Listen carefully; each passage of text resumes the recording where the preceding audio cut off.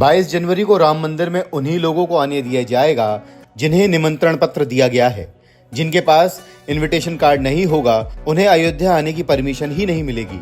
अयोध्या में सभी होटल, धर्मशाला, home stay का ब्यौरा जुटाया गया है। सभी होटल, धर्मशाला और होम स्टे में प्री बुकिंग की जानकारी खंगाली जा रही है। ऐसे किसी भी व्यक्ति की प्री बुकिंग कैंसिल कर दी जाएगी जो आमंत्रित नहीं है। यानी अगर आप सोचते हैं कि आपको राम मंदिर की प्राण प्रतिष्ठा में जाने से कौन रोक पाएगा तो आप भ्रम में हैं। आपको आसपास भी फटकने नहीं दिया जाएगा अगर आपके पास न्योता नहीं है। अयोध्या में बाहर से आने वाले एक एक व्यक्ति का वेरिफिकेशन किया जाएगा। सभी होटल, धर्मशाला और रुकने की दूसरी जगहों में बड़े पैमाने पर चेकिंग होगी। 20 जनवरी से ही मंदिर स्थल में आम लोगों की आवाजाही पर रोक लग जाएगी। ऐसा इसलिए कि अयोध्या में प्राण प्रतिष्ठा वाले दिन बड़ी संख्या में वीआईपी आएंगे। प्राण प्रतिष्ठा के लिए 6000 से ज्यादा निमंत्रण पत्र भेजे गए हैं। इनमें बड़ी संख्या में नेता, अभिनेता, उद्योगपति और दूसरे लोग शामिल हैं। खुद प्रधानमंत्री नरेंद्र मोदी प्राण प्रतिष्ठा में होंगे। दूसरे बड़े लोग वहां पर होंगे तो सुरक्षा व्यवस्था में कोई कसर नहीं रखी जा सकती, क्योंकि अयोध्या में प्राण प्रतिष्ठा के लिए जो वीआईपी आने वाले हैं उनका अंदाजा इसी बात से लगाया जा सकता है। अयोध्या में नए बन रहे एयरपोर्ट पर करीब 100 प्लेन उस दिन लैंड करेंगे।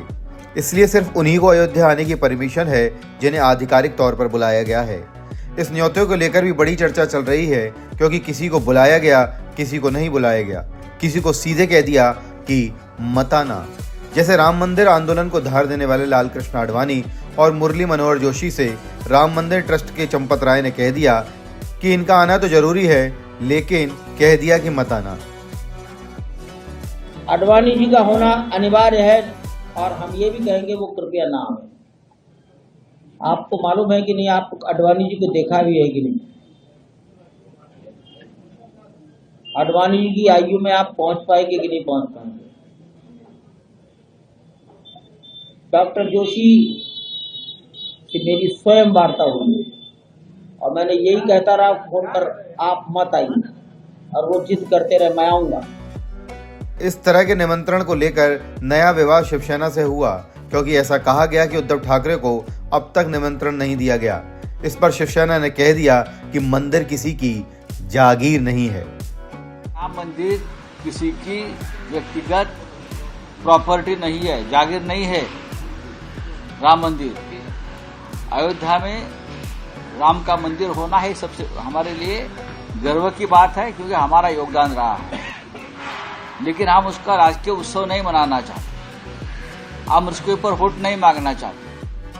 हालांकि उद्धव ठाकरे को न्योता मिलेगा ही, क्योंकि जब विपक्ष के दूसरी पार्टियों को न्योता मिला है, जैसे कांग्रेस में सोनिया गांधी, मल्लिकार्जुन खड़गे और अधीर रंजन को न्योता दिया गया है। They invited us. We are very much thankful to them for inviting us. Let us. बड़े बड़े लोगों के इनविटेशन पर इस चर्चा और बहस के बीच आपको अगर इनविटेशन नहीं मिला तो आप अयोध्या जाने के बारे में 20 से 22 जनवरी के बीच प्लान मत बनाइए, क्योंकि अयोध्या एक तरीके से 20 जनवरी से ही लॉक हो जाएगी। वहां पर धार्मिक आयोजन शुरू हो जाएंगे। 22 जनवरी को जब प्राण प्रतिष्ठा हो जाएगी और सारे वीआईपी चले जाएंगे तो 23 जनवरी से आम लोग भी राम मंदिर के दर्शन कर सकेंगे।